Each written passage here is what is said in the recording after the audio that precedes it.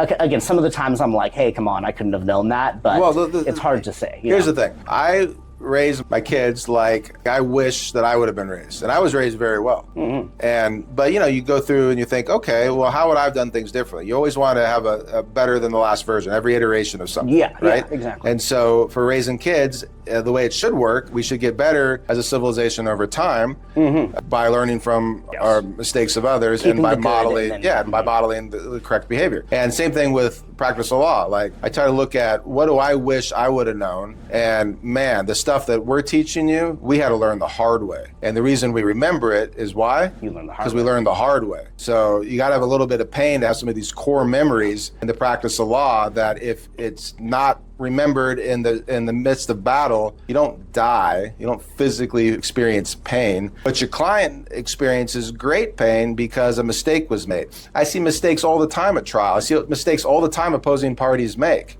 and we capitalize on them and we destroy them when they make those mistakes. I mean, we talk about the art of war a lot around here, and in fact there's the picture of a wall of a sculpture, and the little engraving underneath says, Sun Tzu's The Art of War, an ancient Chinese litigation manual. And it's because obviously lessons to be learned from metaphorically, but if you really think about it, we're not in combat, but if we lose, people with guns put our clients in cages if you lose a criminal case. If you lose a civil case and you say, "Nuh-uh, judge, I'm not going to do it," people with guns will come and make you do what the order or the judgment says. They'll take your kids.